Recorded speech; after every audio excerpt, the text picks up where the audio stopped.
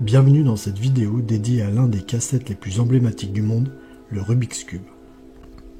Ce dernier, en apparence simple à résoudre, composé de 26 petits cubes appelés pièces et répartis en 6 faces de différentes couleurs, cache en réalité une multitude de combinaisons possibles. Le défi de ce jeu consiste à réaligner les pièces dans le but que chaque face du cube soit d'une seule couleur.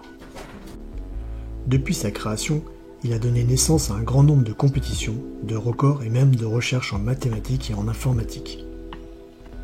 Aujourd'hui, je vais vous guider étape par étape pour résoudre ce casse-tête iconique.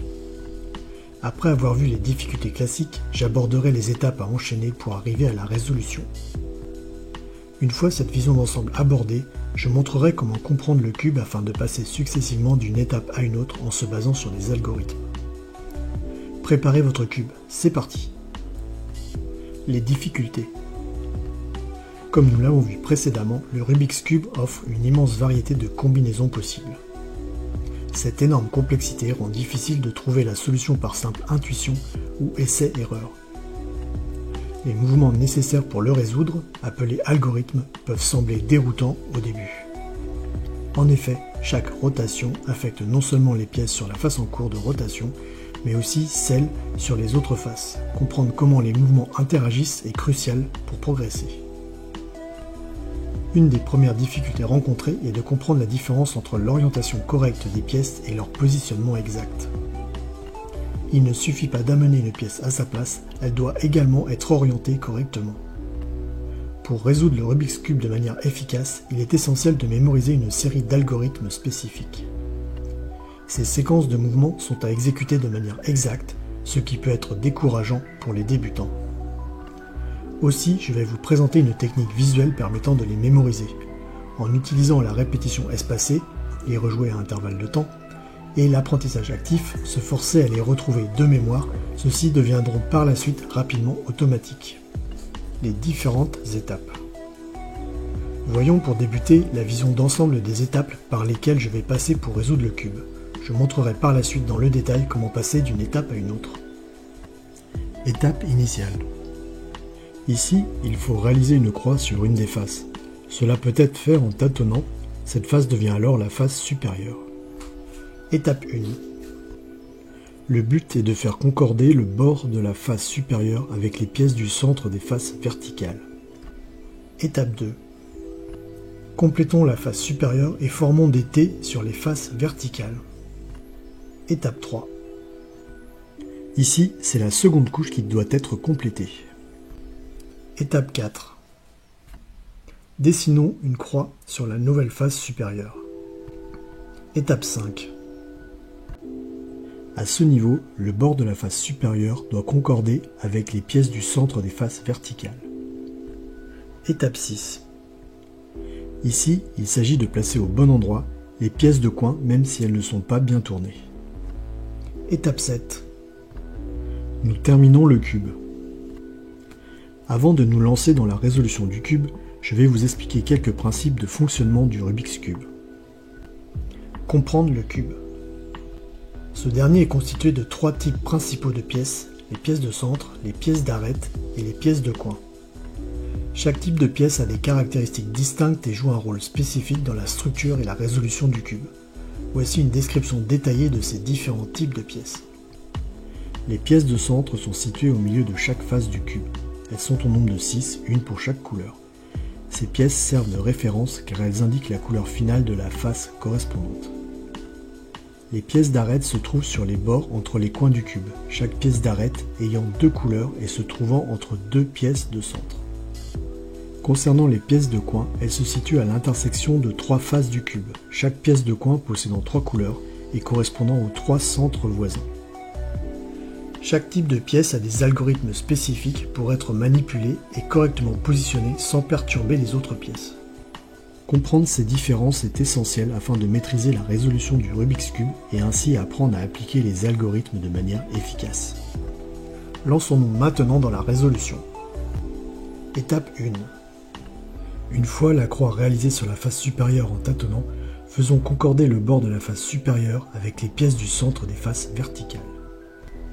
Un algorithme spécifique permet d'échanger les pièces qui ne sont pas à la bonne place, à savoir, à cette étape, les pièces au-dessus du centre des faces verticales. Premièrement, identifions celles qui doivent être interverties, c'est-à-dire celles qui ne correspondent pas au centre des faces. Il suffit d'en faire descendre une afin de la sortir de la face supérieure, de faire tourner celle restante puis de remettre la première dans cette face. Étape 2. Maintenant que nous avons fait concorder le bord de la face supérieure avec les pièces du centre des faces verticales, attachons-nous à faire des T sur chaque face verticale. Pour jouer l'algorithme, il est indispensable d'identifier la pièce à déplacer et ainsi de la mettre à l'endroit de départ pour celui-ci. Ici, il s'agit d'une pièce de coin avec les couleurs jaune, bleu et rouge. Elle doit être mise en bas au centre avec la face rouge vers la gauche.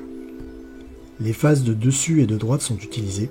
Ensuite, sortir la pièce en tournant la face du bas vers la gauche, puis abaisser la pièce à remplacer. Replacez la pièce à bien positionner à sa position initiale, puis remontez-la en faisant tourner la face de droite vers le haut. Elle est alors à la place souhaitée.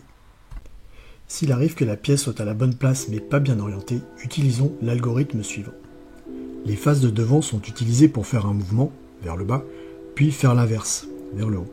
Entre ces deux mouvements, la face du bas sera tournée 2 fois vers la gauche. On s'aperçoit que la pièce mal orientée est sur le dessus et que les rotations de la face du bas vont la faire tourner pour revenir à sa place après avoir été remontée.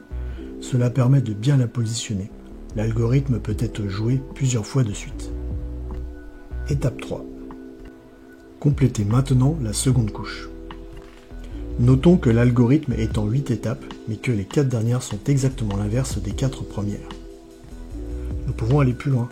Pour un mouvement fait, il est défait une rotation plus tard. Par exemple, la première étape est défaite à l'étape 3. Cela nous permet de réduire le nombre de choses à retenir. Nous remarquons que seules les faces du haut et celles de devant sont utilisées. Aussi, on débute par la face du haut et on la tourne vers la pièce que l'on souhaite descendre. Et lorsqu'on tourne à droite, on utilise ensuite la face de devant à gauche et inversement. En comprenant l'algorithme de cette manière, on y voit une logique, on réduit alors le nombre de choses à retenir et cela devient ainsi plus simple à apprendre. Remarquons que si la pièce à descendre est de l'autre côté, l'algorithme à utiliser sera l'exact symétrique du précédent. Donc en connaissant ce dernier, on connaît également celui-ci. Étape 4. Retournons le cube et formons une croix sur la face du haut. Cet algorithme sert à remonter les pièces d'angle pour faire une croix sur le dessus. Il est à utiliser tant qu'il n'y a pas les pièces formant un chevron sur la face du dessus. Lorsque le chevron apparaît, placez le cube de telle manière que celui-ci soit en arrière et exécutez le même algorithme. Cet algorithme met en œuvre la face du dessus et les faces de devant en les alternant, ce qui le rend assez simple à retenir. Étape 5. Une fois que la croix a été réalisée sur la face supérieure, il convient de faire concorder le bord de cette face avec les pièces du centre des faces verticales. Il est à utiliser tout d'abord tant qu'aucune pièce n'est à sa place afin de n'avoir qu'une seule pièce d'arête au bon endroit. Quand c'est le cas, la placer sur l'avant à gauche et jouer à nouveau l'algorithme. Ce dernier va permettre de faire glisser les pièces du dessus dans le sens inverse des aiguilles d'une montre. Il faut être très attentif au déplacement des pièces pour arriver au bon résultat.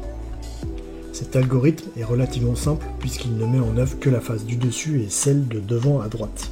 La deuxième série de 4 manipulations est quasiment identique à la première.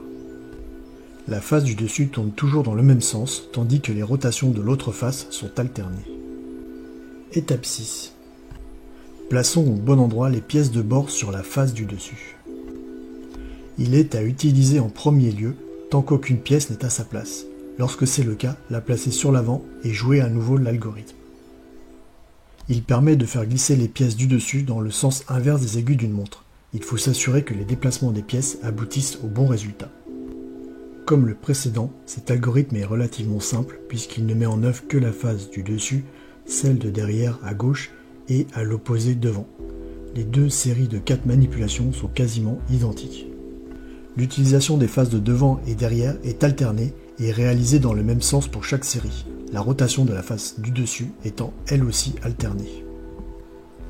Étape 7. Les pièces de bord doivent être correctement tournées pour achever le cube. Remarquons que cette étape est délicate, car la moindre erreur dans les algorithmes implique de refaire certaines étapes précédentes.